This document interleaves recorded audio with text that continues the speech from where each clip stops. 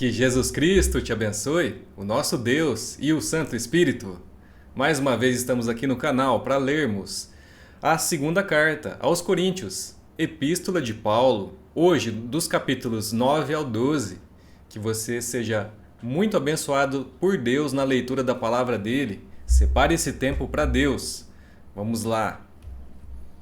Capítulo 9 diz assim: Não tenho necessidade de escrever a respeito dessa assistência aos santos. Reconheço a sua disposição em ajudar e já mostrei aos macedônios o orgulho que tenho de vocês, dizendo-lhes que, desde o ano passado, vocês da Acaia estavam prontos a contribuir, e a dedicação de vocês motivou a muitos. Contudo, estou enviando os irmãos para que o orgulho que temos de vocês a esse respeito não seja em vão, mas que vocês estejam preparados como eu disse que estariam, a fim de que se alguns macedônios forem comigo e os encontrarem despreparados, nós, para não mencionar vocês, não fiquemos envergonhados por tanta confiança que tivemos. Assim, achei necessário recomendar que os irmãos os visitem antes e concluam os preparativos para a contribuição que vocês prometeram. Então ela estará pronta como oferta generosa, e não como algo dado com avareza. Lembrem-se, aquele que semeia pouco também colherá pouco, e aquele que semeia com fartura também colherá fartamente. Cada um dê conforme determinou em seu coração, mas com pesar ou por não com pesar ou por obrigação, pois Deus ama quem dá com alegria. E o Deus é poderoso para fazer que toda a graça lhe seja acrescentada, para que em todas as coisas, em todo o tempo, tendo tudo o que é necessário, vocês transbordem em toda boa obra. Como está escrito: distribuiu, deu os seus bens aos necessitados, a sua justiça dura para sempre. Aquele que supre a semente ao que semeia e o pão ao que come, também lhes suprirá e multiplicará a semente e fará crescer os frutos da sua justiça. Vocês serão enriquecidos de todas as formas para que possam ser generosos em qualquer ocasião. E por nosso intermédio, a sua generosidade resulte em ação de graças a Deus. O serviço ministerial que vocês estão realizando não está apenas suprindo as necessidades do povo de Deus, mas também transbordando em muitas expressões de gratidão a Deus. Por meio dessa prova de serviço ministerial, outros louvarão a Deus pela obediência que acompanha a confissão que vocês fazem do Evangelho de Cristo e pela generosidade de vocês em compartilhar seus bens com eles e com todos os outros.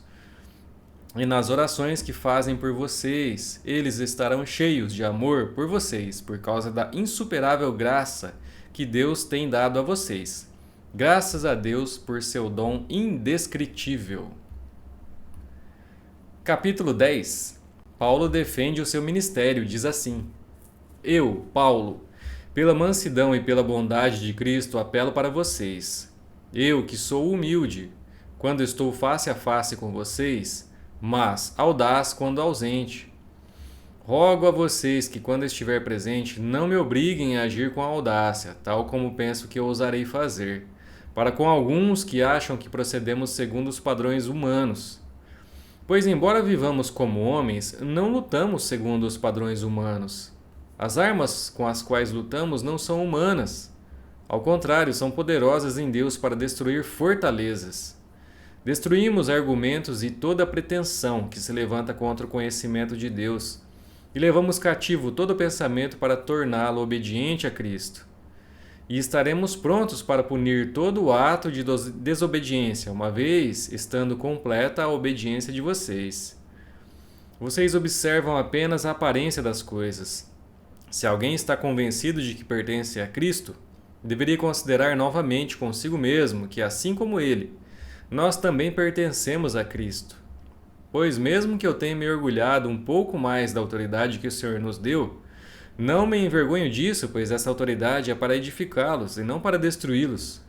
Não quero que pareça que estou tentando amedrontá-los com as minhas cartas, pois alguns dizem: as cartas dele são duras e fortes, mas ele pessoalmente não impressiona, e a sua palavra é desprezível.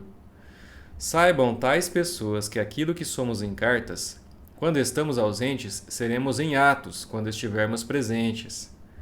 Não temos a pretensão de nos igualar ou de nos comparar com alguns que se recomendam a si mesmos. Quando eles se medem e se comparam consigo mesmos, agem sem entendimento. Nós, porém, não nos gloriaremos além do limite adequado, mas limitaremos nosso orgulho à esfera de ação que Deus nos confiou, a qual alcança vocês, inclusive. Não estamos indo longe demais em nosso orgulho, como seria se não tivéssemos chegado até vocês, pois chegamos a vocês com o Evangelho de Cristo.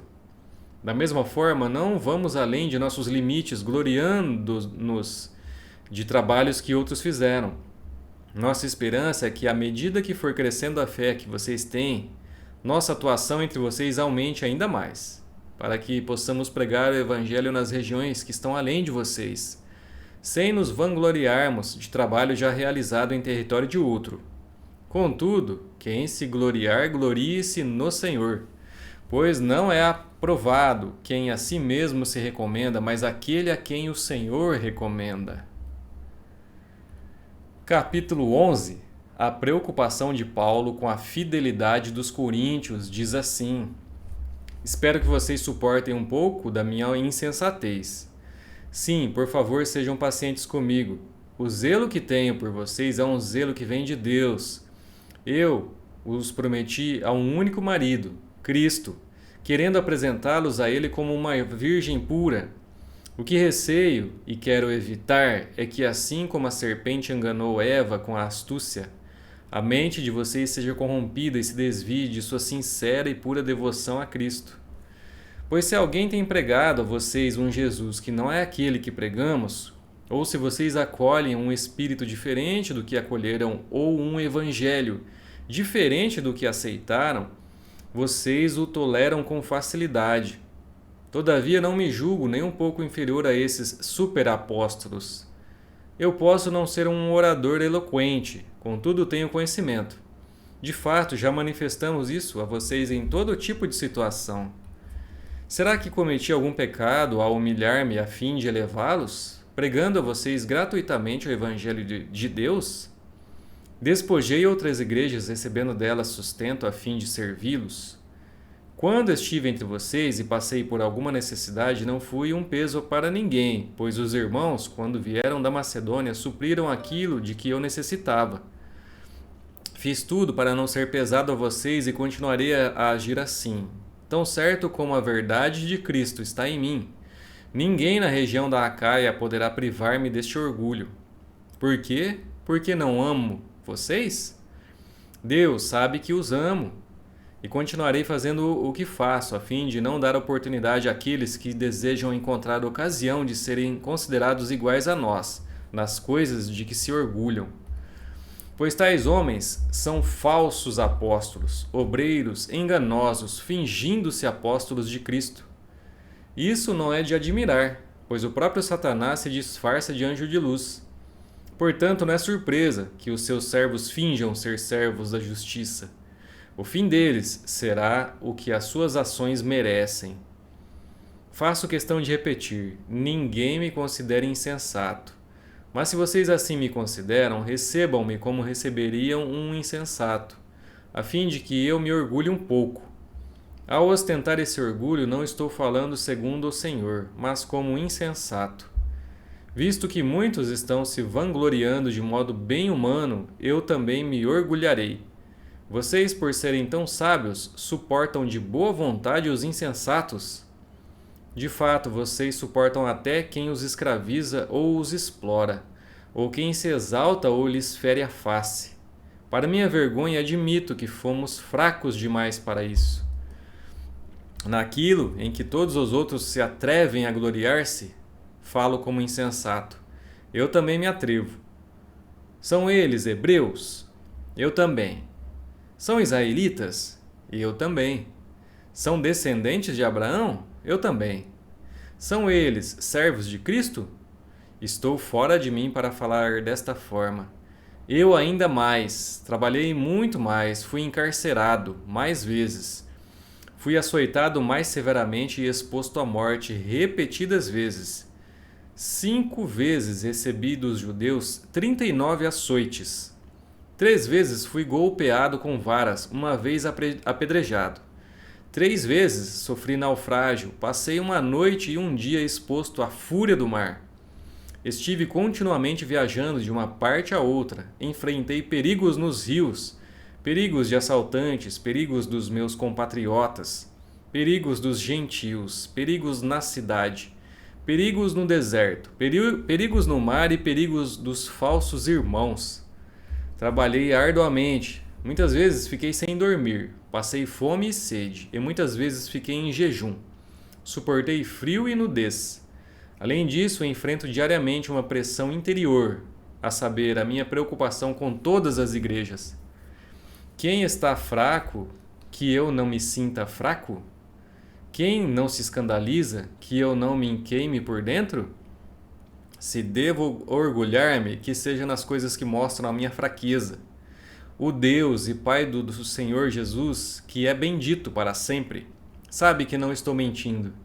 Em Damasco, o governador nomeado pelo rei Aretas mandou que se vigiasse a cidade para me prender. Mas de uma janela na muralha fui baixado numa cesta e escapei das mãos dele. Capítulo 12. A visão de Paulo. Diz assim: é necessário que eu continue a gloriar-me com isso. Ainda que eu não ganhe nada com isso, passarei as visões e revelações do Senhor. Conheço um homem em Cristo que há 14 anos foi arrebatado ao terceiro céu. Se foi no corpo ou fora do corpo, não sei. Deus o sabe.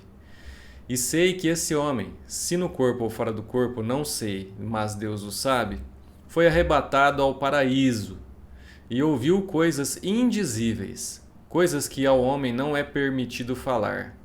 Nesse homem me gloriarei, mas não em mim mesmo, a não ser em minhas fraquezas. Mesmo que eu preferisse gloriar-me, não seria insensato, porque estaria falando a verdade. Evito fazer isso para que ninguém pense a meu respeito mais do que em mim vê ou de mim ouve. Para impedir que eu me exaltasse por causa da grandeza dessas revelações, foi-me dado um espinho na carne, um mensageiro de Satanás para me atormentar. 3 vezes roguei ao Senhor que o tirasse de mim, mas ele me disse: minha graça é suficiente a você, pois o meu poder se aperfeiçoa na fraqueza. Portanto, eu me gloriarei ainda mais alegremente em minhas fraquezas, para que o poder de Cristo repouse em mim. Por isso, por amor de Cristo, regozijo-me nas fraquezas, nos insultos, nas necessidades, nas perseguições, nas angústias. Pois quando sou fraco, é que sou forte. Fui insensato, mas vocês me obrigaram a isso. Eu deveria ser recomendado por vocês, pois em nada sou inferior aos superapóstolos, embora eu nada seja.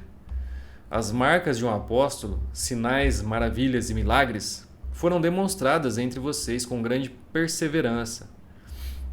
Em que vocês foram inferiores às outras igrejas, exceto no fato de eu nunca ter sido um peso para vocês?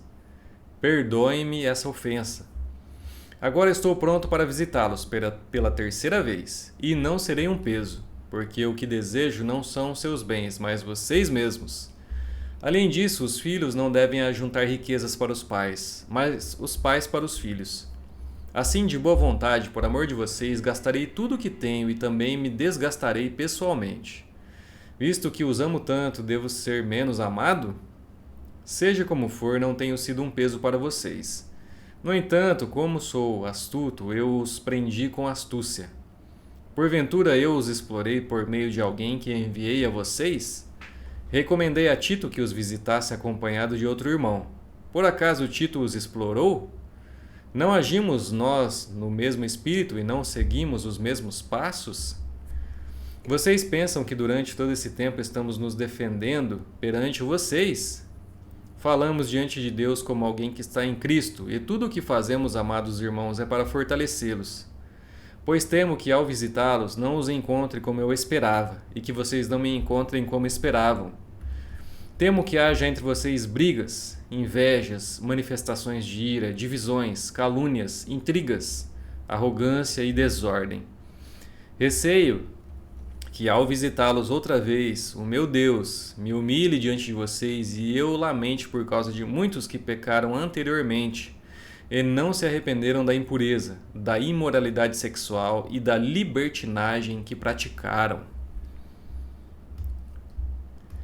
Capítulo 13. Advertências finais. Diz assim: Esta será a minha terceira visita a vocês. Toda questão precisa ser confirmada pelo depoimento de 2 ou 3 testemunhas. Já os adverti quando estive com vocês pela segunda vez. Agora, estando ausente, escrevo aos que antes pecaram e aos demais. Quando voltar, não os pouparei, visto que vocês estão exigindo uma prova de que Cristo fala por meu intermédio. Ele não é fraco ao tratar com vocês, mas poderoso entre vocês. Pois na verdade foi crucificado em fraqueza, mas vive pelo poder de Deus. Da mesma forma somos fracos nele, mas pelo poder de Deus viveremos com ele para servir vocês.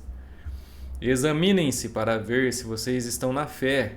Provem a vocês mesmos. Não percebem que Cristo Jesus está em vocês? A não ser que tenham sido reprovados. E espero que saibam que nós não fomos reprovados.